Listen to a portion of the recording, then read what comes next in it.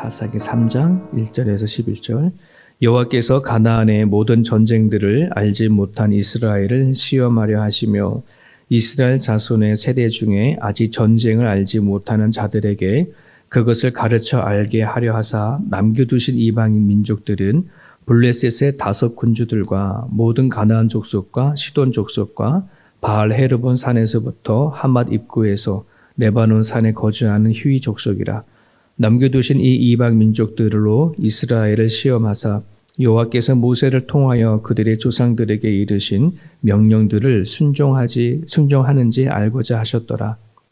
그러므로 이스라엘 자손은 가나안 족속과 헷 족속과 아모리 족속과 브리스 족속과 휘 족속과 여보스 족속 가운데에 거주하면서 그들의 딸들을 맞아 아내로 삼으며 자기 딸들을 그들의 아들에게 주고 또 그들의 신들을 섬겼더라. 이스라엘 자손이 여호와의 목전에 악을 행하여 자기들의 하나님 여호와를 잊어버리고 바알들과 아사레들을 섬긴지라. 여호와께서 이스라엘에게 진노하사 그들을 메소포다미아 왕 구산 리사다임의 손에 파셨으므로 이스라엘 자손이 구산 리사다임을 8년 동안 섬겼더니 이스라엘 자손이 여호와께 부르짖음에 여호와께서 이스라엘 자손을 위하여 한 구원자를 세워 그들을 구원하게 하시니 그는 곧 갈렙 아우의 그나스의 아들 온니엘이라. 여호와의 영이 그에게 임하셨으므로 그가 이스라엘의 사사가 되어 나가서 싸울 때에 여호와께서 메소포다미아 왕 구산 리사다임을 그의 손에 넘겨주심에 온니엘의 손이 구산 리사다임을 이기니라. 그 땅이 평온한 지 40년에 그나스의 아들 온니엘이 죽었더라. 아멘.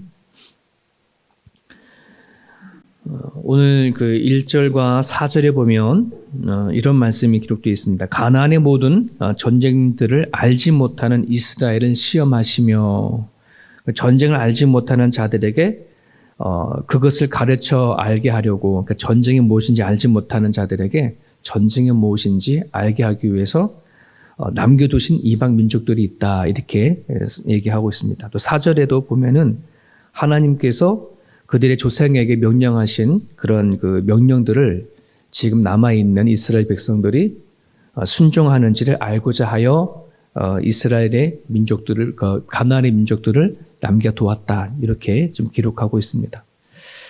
우리가 이 부분에서 살펴보아야 할 것이 있습니다. 뭐냐면 하나님께서 정말 이스라엘 백성을 시험하기 위해서 가나안의 족속을 남겨두셨다면 이스라엘 백성들이 가나안 족속을 다 쫓아내지 못한 그 책임이 이스라엘 백성에게 있는 것이 아니라 하나님에게 있지 않나, 이렇게 우리는 대질문할 수 있습니다. 또 하나는 야고보서 1장 13절에 사람이 시험을 받을 때에 내가 하나님께 시험을 받는다 하지 말지니 하나님은 악에서 시험을 받지도 아니하시고 친히 아무도 시험하지 아니하시느니라. 이렇게 야고보서에는 하나님은 결코 누구도 시험하지 아니하신다라고 기록되어져 있는데, 근데 이스라엘 민족이 하나님의 명령을 순종하는지 알고자 해서 시험하셨다 하는 말씀은 서로 좀 대치가 됩니다. 모순이 되어지는 거죠. 하나님은 분명히 누구도 시험하지 아니하시는 분인데 지금 이 말씀 안에서는 하나님이 이스라엘 민족을 남겨두어진 것이 이스라엘의 민족들이 하나님을 순종하는지 안 하는지 시험하려 했다, 이렇게 얘기를 하고 있다는 말입니다. 이스라엘 자손의 세대 중에 전쟁을 알지 못하는 자들을 위해서 또는 그들이 하나님 앞에 순종을 잘하는지 알기 위해서 하나님이 정말 가나안 족속을 남겨두셨는가 하는 문제를 한번 보겠습니다. 앞서 우리가 그 출애굽기를 보게 되어지면 출애굽기 23장 30절과 31절을 제가 읽어드리겠습니다. 너가 번성하여 그 땅을 기업으로 얻을 때까지 내가 그들을 내 앞에서 조금씩 쫓아내리라.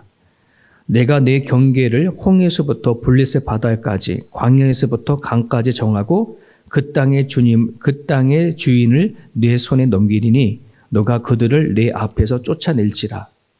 하나님께서 여호수아에게 가나안을 정복하기 전에 당부하신 거거든요. 하나님이 가나안 족속을 쫓아낼 때에 조금씩 쫓아내겠다. 그리고 하나님은 여호수아를 비롯해서 계속해서 이 가나안 땅에 있는 모든 족속을 다 쫓아낼 것을 그렇게 명령하셨습니다.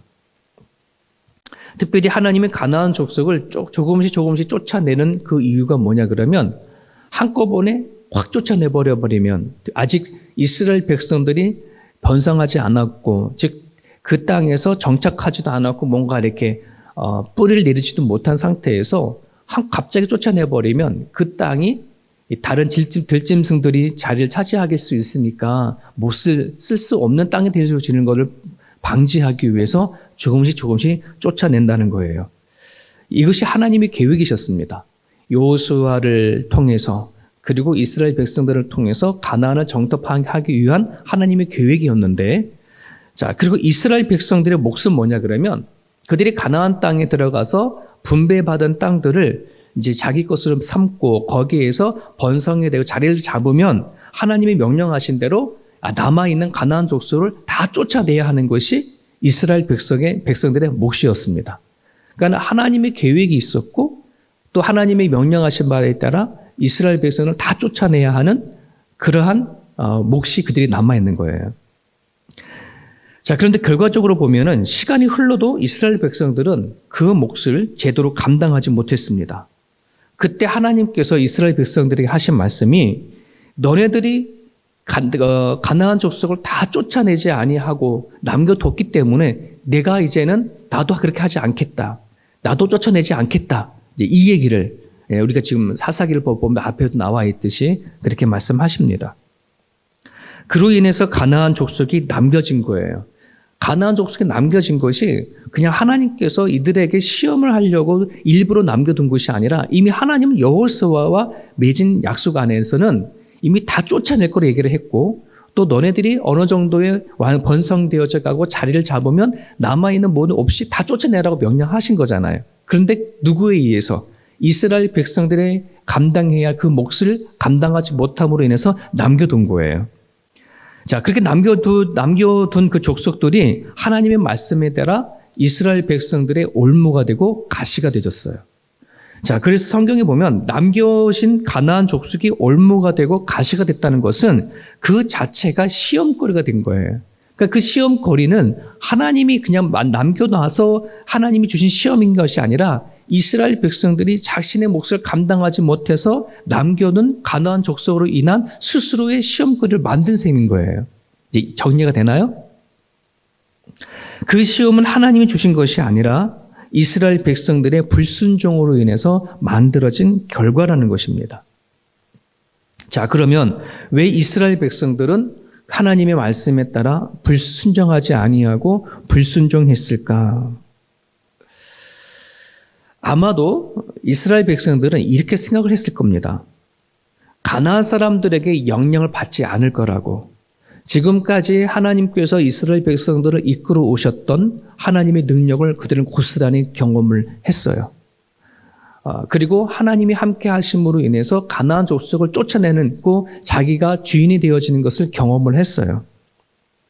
그들에게는 얼마든지 하나님만을 섬길 수 있는 자신감이 붙었습니다. 하나님께서 자신들에게 보여주신 것이 무엇인지 알았기 때문에 가나안에 남겨둔 족속들이 자기를 통해서 영향을 받지 그 남아있는 족속에 의해서 이스라엘 백성들이 영향을 받을 거라고 결코 생각하지 않았습니다. 왜냐하면 그 순간까지 그 시간까지는 하나님이 대한 능력과 그걸 다 갖고 있었기 때문에 경험했기 때문에 이것이 믿음이 설 읽었을 때 나타나는 증세이죠. 우리가 신앙생활 이렇게 하다 보면 정말 조금씩 하나님을 알게 되어지고 하나님을 경험하게 되어지면 정말 나는 이제 하나님을 버리지 않을 것 같고 이제 하나님을 죽을 때까지 섬기고 갈고 이런 믿음 같잖아요. 저도 이렇게 제 신앙생활을 이렇게 더듬어 이렇게 보게 되어지면 저도 그런 이제 하나님 만난 경험들 보게 되면 그때 그 순간에는 이제 결코 하나님을 변하지 않을 거야. 이런 마음을 갖고 했거든요. 근데 웬걸요. 근데 그때는 한 순간의 감정이었고, 시간이 지나고 세월이 지나가면 또 다시 제자리로 돌아오는 것을 볼 수가 있는 거예요. 이스라엘 백성들은 그 순간에 자만이었습니다. 실수였습니다. 왜냐하면 내가 내 힘과 내 노력으로 하나님의 말씀을 나는 지킬 수 있을 거야. 하나님의 명령을 지킬 수 있을 거야. 나는 그들에게 유혹되지 않을 거야. 영향받지 않을 거야. 이제 이런 생각을 갖고 있었던 거죠. 근데 그건 자기의 힘으로 되는 게 아니에요. 오늘 우리가 말씀을 지킨다는 것은 내 힘으로 되어지지가 않아요. 반드시 하나님과의 관계성에서만이 그 말씀을 지킬 수 있는 힘이 오는 것이지, 하나님이 관계성이 형성이 되어지지 않은 상태에서 내가 하나님을 알고는 그 알므로, 내가 하나님을 아는 그 지식으로 내 믿음을 지킬 수가 없습니다. 하나님과의 관계성이 없는 믿음은 너무나 쉽게 무너집니다. 너무나 쉽게 믿음에 떠날 수가 있습니다.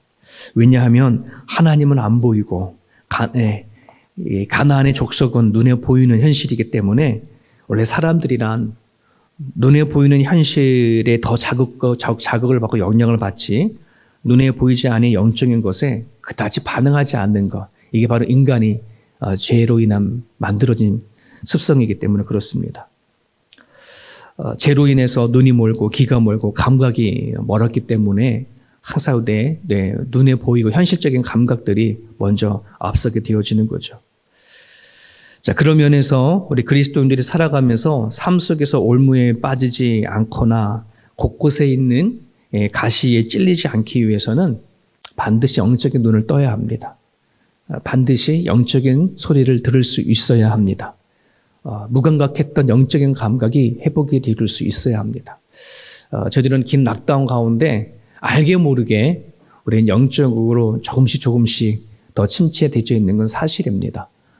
우리가 다시 하나님의 소리를 들을 수 있어야 되고, 또 하나님의 하시는 일들을 볼 수 있어야 되고, 우리들의 감각들이 하나님 앞에 다시 되살아나야 할 것입니다. 우리가 살아가는 가정 가운데에 나의 불순종으로 인해서 시험을 얻게 되어지지, 하나님은 결코 우리를 시험하지 아니하시는 분이라는 사실을 기억하셨으면 좋겠습니다. 그래서 야고보 1장 14절에 오직 각 사람이 시험을 받는 것은 자기 욕심에 끌려서 미혹된다.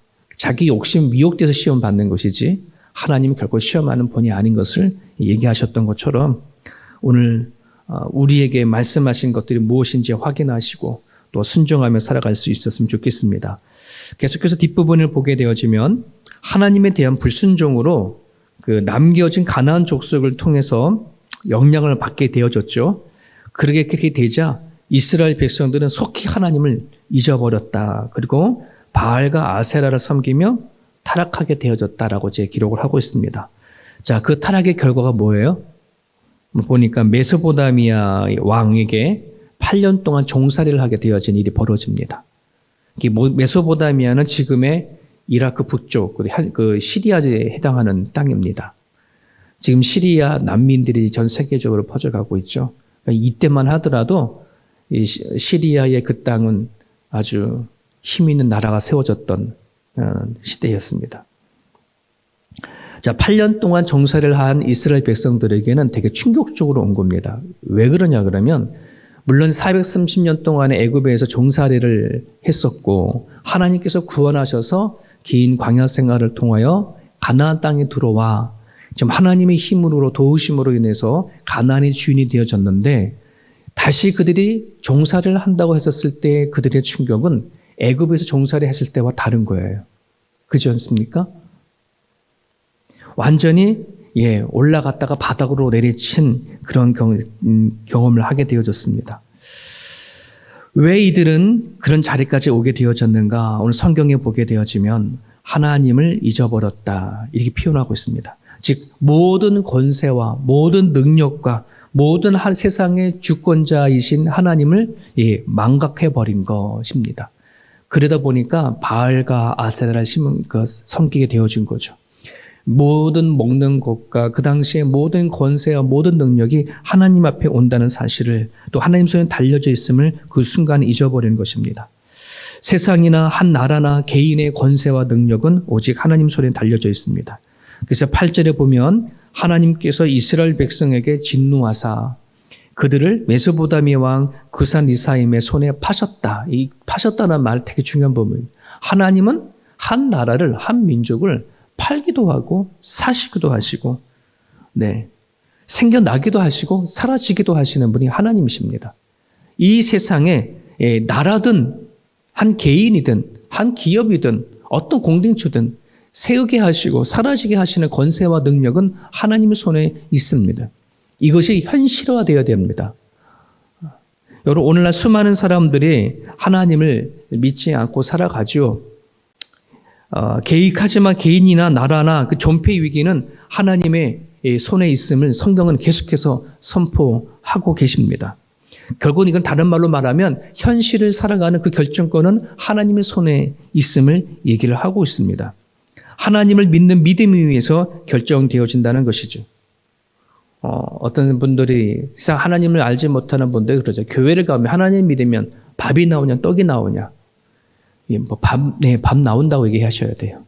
밥도 나오고 떡도 나오고, 우리 살게 하시고, 죽은 다음에 천국까지도 인도하시는 하나님이시다. 오늘 우리를 살게 하시고 우리에게 갖고 있는 모든 것을 허락하시고 이끌으신 분이 하나님이십니다.